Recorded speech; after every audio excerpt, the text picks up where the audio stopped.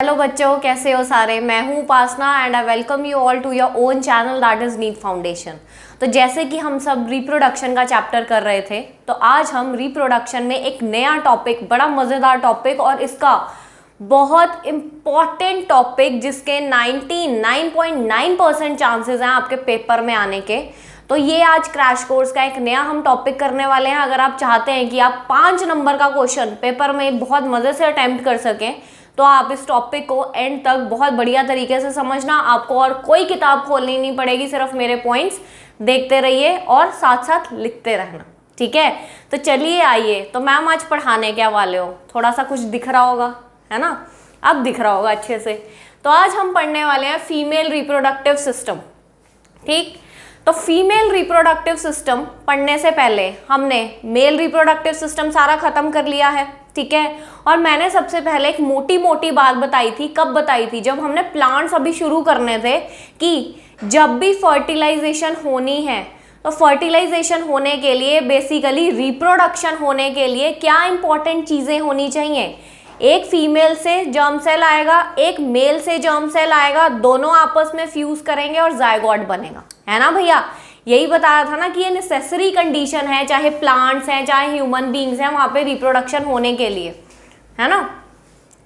तो मेल में तो हमने देख लिया, स्पर्म्स देखे थे हमने कि मेल में स्पर्म्स जो हैं वो बनते हैं। जो इजैकुलेट होती है चीज़, वो क्या होती है? वो अकेले स्पर्म्स इजैकुलेट नहीं होते, वो सीमन इजैकुलेट होता है। स्पर्म्स के साथ साथ सेमिनल वेसिकल से जो तुम्हारी सिक्रीशंस आ रही है, कॉपर ग्लैंड से आ रही हैं तुम्हारी, है ना, जो उसके ग्लैंड से भी सिक्रीशन आ रही है स्पर्म्स के साथ, वो भी प्रेजेंट होती हैं, ताकि वो स्पर्म्स की जो है वो फ्लूइडिटी में स्पर्म को जो है तुम्हारा फ्लो करने में और तुम्हारे न्यूट्रिशन प्रोवाइड करते हैं वो स्पर्म्स को, वो सिक्रीशंस जो होती हैं, ठीक।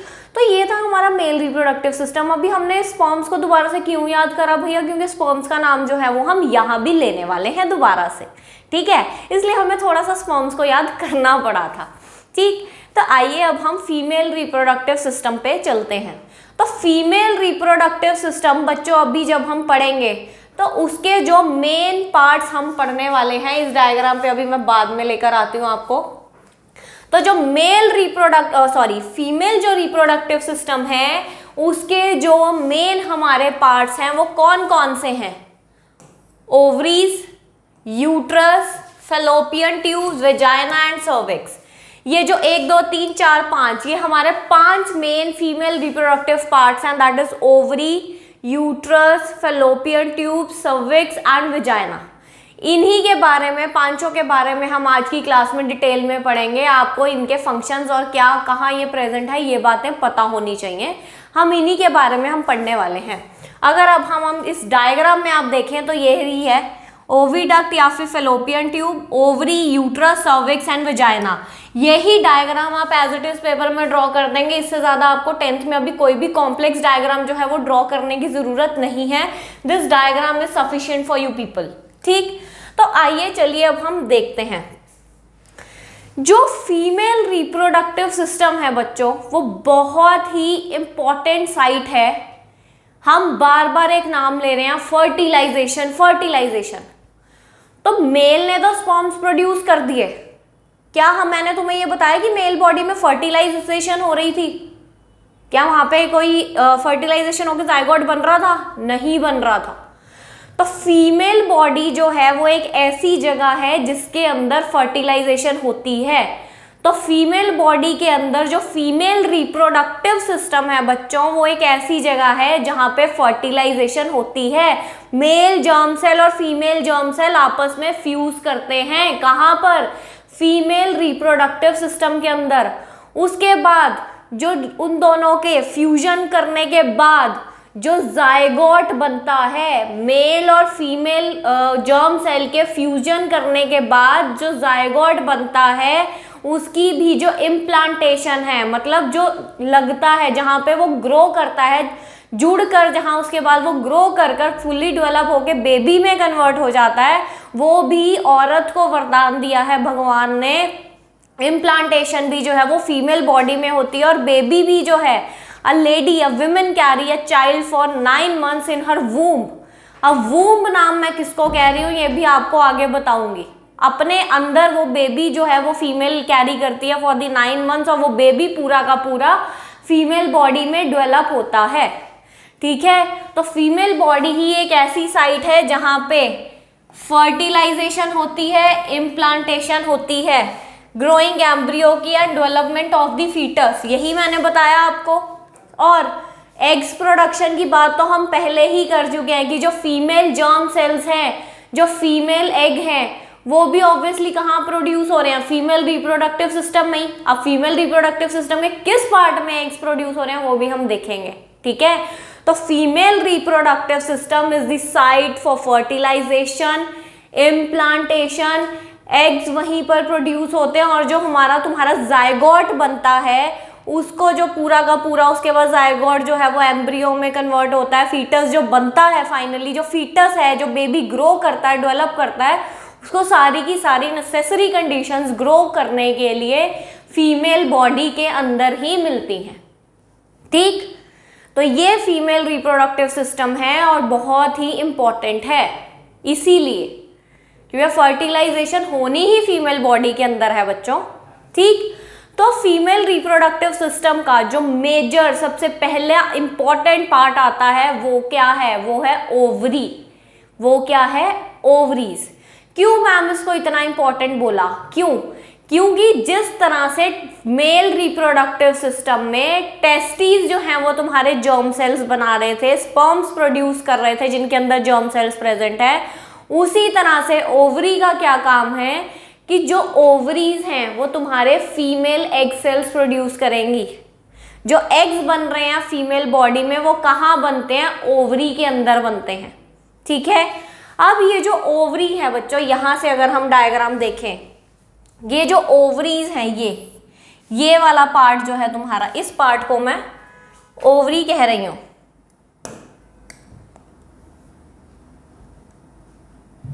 इधर देखिए, जो ये वाला पार्ट है, ये जो गोला सा दिख रहा है, ये दिस इज योर ओवरी, ये ठीक है, this is your ovary and these ovaries are 2 in number.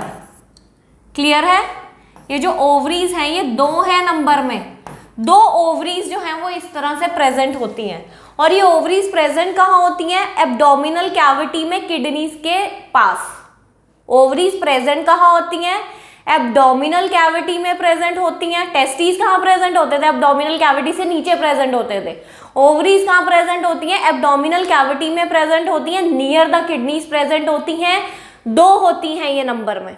ठीक है, तो यहाँ पर ये जो पोर्शन है ये तुम्हारा सिस्टम का, रिप्रोडक्टिव सिस्टम का, ये ओवरीज हैं। ओवरीज आर 2 इन नंबर, तभी मैंने ओवरी नहीं बोला, I am always saying ovaries.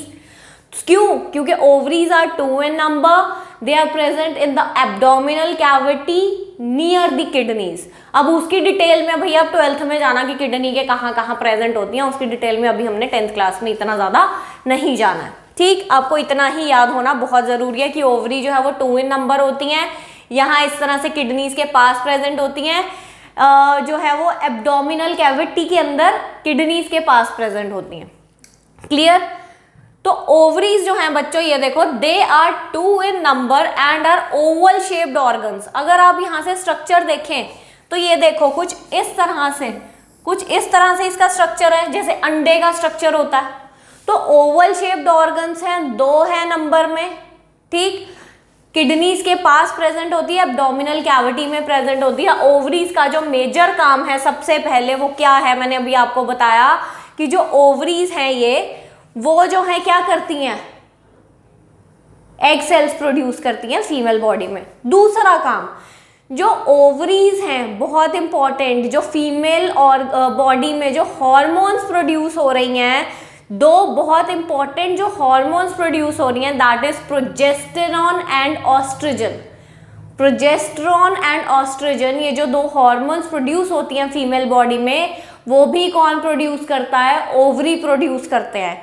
ये जो हॉर्मोन्स हैं बच्चों, इनका बहुत इंपॉर्टेंट काम होता है। फॉर एग्जांपल जो आपकी प्रोजेस्टेरॉन हार्मोन का मैं नाम ले रही हूँ, यहाँ पर मैं लिखती हूँ थोड़ा सा, ये हार्मोन लिख रही हूँ मैं, प्रोजेस्टेरॉन एंड ऑस्ट्रोजन। ये दो हार्मोन्स जो है वो फीमेल बॉडी में जो है वो ओवरीज प्रोड्यूस करते हैं। अब ये जो हार्मोन्स है ये बहुत इंपॉर्टेंट है। ऑस्ट्रोजन भी जो है वो प्यूबर्टी के टाइम पर जितने भी फीमेल बॉडी में जो तुम्हारे चेंजेस आ रहे हैं, सेकेंडरी चेंजेस जितने फीमेल बॉडी में आ रहे हैं, they are because of the production of this hormone that is oestrogen. ठीक, सिमिलरली जो प्रोजेस्टेरॉन है, जिस समय प्रेगनेंसी के टाइम पर प्रोजेस्टेरॉन हार्मोन जो है वो बहुत इंपॉर्टेंट होती है। अगर प्रोजेस्टेरॉन हार्मोन जो है वो प्रॉपरली सिक्रीट नहीं हो रही है फीमेल बॉडी में, तो as a result of this baby abort हो सकता है। तो बेबी के प्रॉपर ग्रोथ के लिए, बेबी के लिए जो है प्रेगनेंसी के लिए बेसिकली जो प्रोजेस्टेरॉन हार्मोन है आपकी वो बहुत ज़्यादा इंपॉर्टेंट है। अगर प्रोजेस्टेरॉन का लेवल प्रॉपर नहीं है आपकी बॉडी में तो फीमेल बॉडी जो है वो, उसकी बॉडी जो है वो बेबी जो है उसको अबॉर्ट कर सकती है। तो इस वजह से उस टाइम पे प्रेगनेंसी में जो प्रोजेस्टेरॉन है बहुत इंपॉर्टेंट है। तो बच्चों ये दोनों ही हार्मोन्स जो है वो फीमेल बॉडी में बहुत ही ज़्यादा इंपॉर्टेंट है। ठीक, तो अब यहाँ से देखिए, they are present ovaries, they are present inside the abdominal cavity near the kidneys. The female germ cells or egg cells are produced in ovaries. They are present in the abdominal cavity. Some hormones like are produced in the ovary that controls the various stages of ovulation and maintenance of pregnancy. ये hormones मैंने अभी आपको बताई, कौन सी hormones हैं? ये लिखी, progesterone and oestrogen. अब देखो बच्चों, फीमेल बॉडी जो है वो हमें पता है कि eight the time of puberty her month जो है वो एक एग प्रोड्यूस करती है। ठीक है, वो एग जो है जो उसके बाद जो है वो फीमेल बॉडी से जो है अगर फर्टिलाइजेशन नहीं होती तो वो एग फीमेल बॉडी से बाहर निकल जाता है, और जिस प्रोसेस को मोटा मोटा अभी मेंस्ट्रुएशन कहते हैं, जिसको हम अभी डिटेल में पढ़ेंगे। ठीक है, अगर मैं जो तुम्हारी फीमेल बॉडी है हर मंथ एग प्रोड्यूस करती है, वो एग जो है वो फीमेल बॉडीज में से in the form of blood mucus जो है वो बाहर निकल जाता है, और उस प्रोसेस को हम मेंस्ट्रुएशन बोलते हैं। ठीक है, तो फीमेल बॉडी वो एग बना रही है। ठीक, अब क्या फीमेल बॉडी जो है उसने अब एग बनाने शुरू करे हैं प्यूबर्टी के टाइम पे? नहीं, फीमेल जब जो है बर्थ के टाइम से ही, जब फीमेल जो है वो पहले से ही, not at the time of puberty, पहले से ही जो फीमेल बॉडी है वो thousands of sperms, not sperms, thousands of eggs बनाती है। फीमेल बॉडी शुरुआत से ही थाउजेंड्स ऑफ एग्स बनाती है, बट वो एग्स जो हैं वो इनिशियली इमेच्योर होते हैं। वो एग्स जो हैं वो इनिशियली इमेच्योर होते हैं। तो eight the time of puberty जब हमारे सेक्सुअल कैरेक्टरिस्टिक्स, फीमेल में सेक्सुअल कैरेक्टरिस्टिक जो है वो इन्हांस होते हैं, हार्मोन्स प्रोड्यूस होनी शुरू होती हैं, ओवरीज अपना काम करना प्रॉपरली शुरू करती है, हार्मोन सिक्रीट करती है, ओवल्यूशन होनी शुरू होती है, तो eight the time of puberty ये जो एग्स हैं वो मैच्योर होते हैं बच्चों।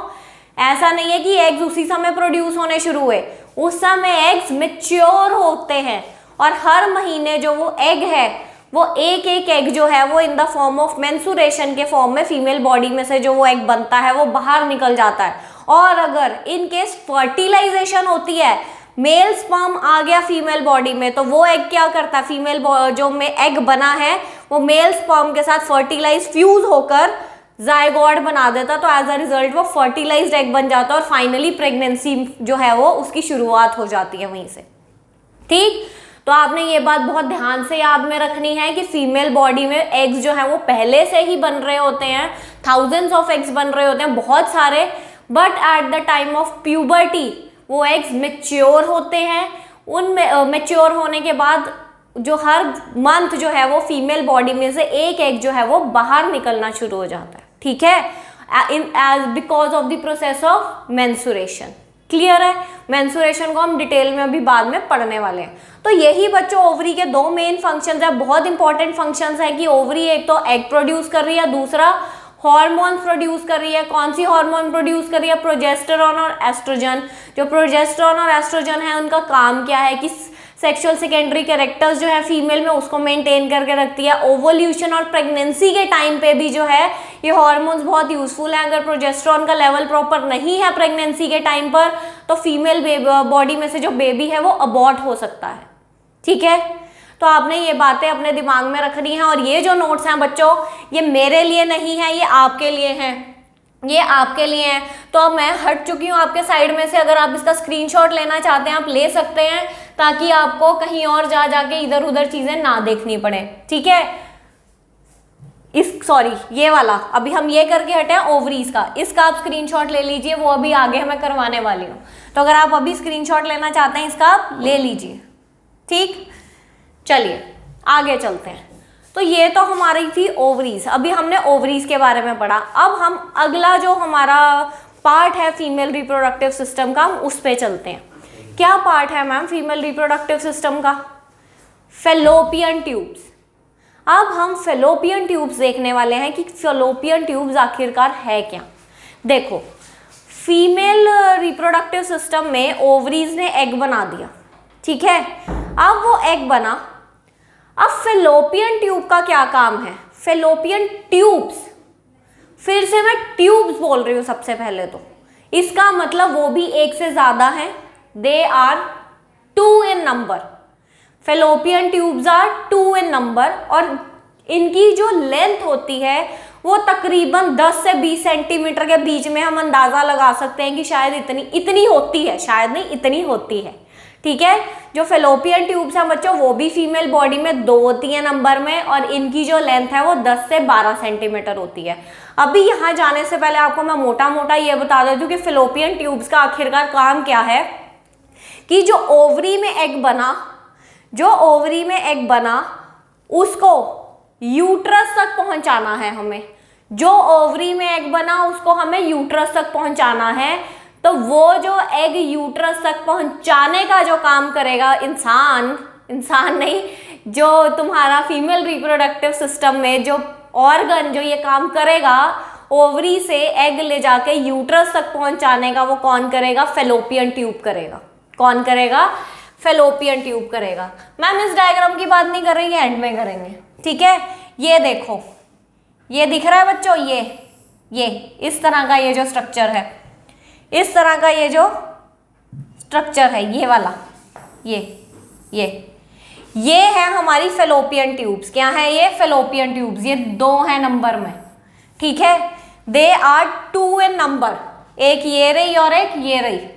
ये दोनों ओवरीज के बिल्कुल साथ प्रेजेंट होती हैं, ठीक। They are 2 in numbers. इन्होंने क्या किया होता है? ओवरी को जिस तरह से ये है जकड़ के रखा होता है, पकड़ा होता है, एकदम ओवरी के साथ जुड़ी होती हैं, ठीक है। ओवरी को प्रॉपरली फेलोपियन ट्यूब्स जो है वो ओवरी के साथ जुड़ी हुई होती हैं, और उन्होंने इस तरह से, जैसे मेरा ये हाथ है ना, इसी तरह से फेलोपियन ट्यूब्स का भी फिंगर लाइक प्रोजेक्शंस होती हैं, जिसके थ्रू इन्होंने दोनों ओवरीज को इस तरह से पकड़ कर रखा होता है, ठीक है। अब आप यहाँ देख सकते हैं कि ओवरी से यहाँ पर ये जो जा रहा है, और ये जो हिस्सा आपका नीचे ये जो अटैच हो रहा है, ये क्या है? ये है यूट्रस, है ना। तो यहाँ ओवरी में जो एग बनेगा वो फेलोपियन ट्यूब्स लेकर कहाँ जा रही हैं? इस यूट्रस के पास जा रही हैं। कहाँ जा रही हैं? यूट्रस के पास जा रही हैं। यूट्रस में ही अभी मैंने इम्प्लांटेशन का नाम लिया था कि जो एग बनता है वो इम्प्लांट होना है, कहीं जाके जुड़ेगा। वो इम्प्लांटेशन का प्रोसेस आपका यूट्रस में ही होता है, अभी मैं बताऊंगी आगे, अच्छे से समझेंगे, ठीक है। तो यहाँ देखो, अब इस डायग्राम को देखो जरा, ये दिख रहे हैं ये फिंगर लाइक प्रोजेक्शंस, ये इस तरह से इसके हाथ होते हैं, और इसने इस तरह से ये जो ओवरीज हैं, इसको ये देखो, ये ओवरी है और ये तुम्हारा फेलोपियन ट्यूब है, ये आगे यूट्रस से जाके कंबाइन कर रहा है। तो यहाँ पे बच्चों देखो, यहाँ पे इस ओवरी को इसने इस तरह से हाथ से जकड़ा हुआ है, इस तरह से हाथ से जकड़ा हुआ है इस फेलोपियन ट्यूब ने। और ये जो इसका पार्ट होता है ना बच्चों, आपने बहुत ज्यादा डिटेल में नहीं जाना, सिर्फ समझाने के लिए, इस पार्ट को हम फिम्ब्रे बोलते हैं। फेलोपियन ट्यूब्स का ये जो पार्ट है, जो इस तरह से जिससे उसने जकड़ा हुआ है, ओवरी को पकड़ा हुआ है, उसको हम फिम्ब्रे बोलते हैं। फेलोपियन ट्यूब्स के और भी पार्ट्स हैं, एम्प्यूला एंड ऑल, वो अभी हमने डिटेल में नहीं जाना, वो आपकी 12th की कहानी है, आपने अभी सिर्फ इतना ही याद रखना है, ठीक है। तो fallopian tubes are pair of tubes of about 10 to 20 centimetre in length. The egg is carried from the ovary to the uterus by fallopian tubes. It is the site of fertilization. अरे भैया ये तो बड़ी नई चीज पता चली. It is the site of fertilization. कैसे मैम? आइए डायग्राम से ही देखते हैं.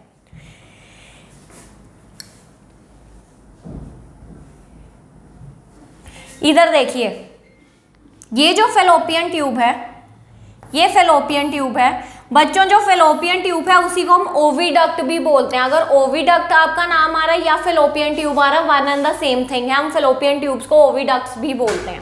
क्लियर? अब यहां पर ही कुछ इस तरफ ही, यहां से जो मेल स्पर्म आएगा, जो मेल स्पर्म आएगा,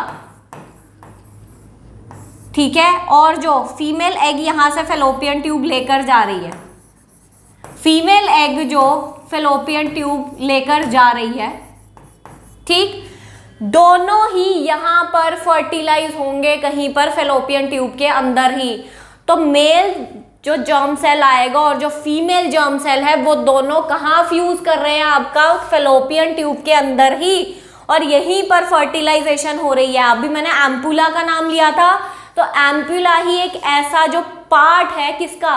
फेलोपियन ट्यूब का, जहां पे फर्टिलाइजेशन होगी। अगर आपको एम्पुला नहीं याद, आप भूल जाइए उसको, ये सिर्फ मैं समझाने के लिए बता रही हूँ। आपने सिर्फ ये याद रखना है कि फेलोपियन ट्यूब ही एक ऐसी साइट है जहां पे फर्टिलाइजेशन होती है। अब होता क्या है कि जो मेल जर्म सेल है वो निकला फीमेल बॉडी में से eight the time of copulation. जिस समय कॉपुलेशन के टाइम पे क्या हुआ कि जो मेल जर्म सेल है वो यहाँ से वेजाइना से यूट्रस में गया और यूट्रस से फेलोपियन ट्यूब में आया। अब जब फेलोपियन ट्यूब में ओवरी से यहाँ से एग बना था वो आया, तो क्या होगा? मेल जर्म सेल ने वहां पर उसको क्या किया? इनकाउंटर किया एग सेल को ओवरी के फेलोपियन ट्यूब के अंदर ही, ठीक है। वहां पे दोनों आपस में फ्यूज करे। फ्यूज करने के बाद क्या हुआ? जो जायगोट बना वो जायगोट आके क्या हो जाएगा? यूट्रस पे इम्प्लांट हो जाएगा। क्या हो जाएगा? यूट्रस पे इम्प्लांट हो जाएगा। दोबारा से सुनो बच्चों, फेलोपियन ट्यूब में ही फर्टिलाइजेशन होती है। जो फेलोपियन ट्यूब है जो कि एग कैरी कर रही है ओवरी से, ठीक, और कॉपुलेशन के टाइम पर क्या हो रहा है कि जो मेल जर्म सेल है, तुम्हारे स्पर्म्स हैं, वो वेजाइना से अंदर आए, यूट्रस से ट्रेवल किए और फेलोपियन ट्यूब में गए। जैसे ही वो फेलोपियन ट्यूब में गए, यहाँ पे एग प्रेजेंट है, साथ ही उन्होंने क्या किया? एग के साथ जाके फ्यूजन कर ली और यहाँ पर क्या हो गई? फेलोपियन ट्यूब में ही फर्टिलाइजेशन हो गई। फर्टिलाइजेशन होते ही क्या हुआ? जो जायगोट बना वो जाके यूट्रस पे इम्प्लांट कर गया। ये बात अभी तक आपको समझ में आई है इतनी फेलोपियन ट्यूब की? आई होप आपको समझ आ गई हो। ठीक है बच्चों, तो आज के लिए इतना ही। यूट्रस जो है वो हम अगली जो है लेक्चर में कंटिन्यू करेंगे। तो अगर आप इसको और डिटेल में अच्छे से समझना चाहते हैं तो अगला पार्ट जरूर देखें। तो अब हम अगली क्लास में मिलते हैं। अगर आपको वीडियो अच्छी लगी हो तो लाइक ज़रूर करना, सब्सक्राइब ज़रूर कर देना चैनल को, और कमेंट करके प्लीज़ बताते रहना कि क्या अच्छा लगा।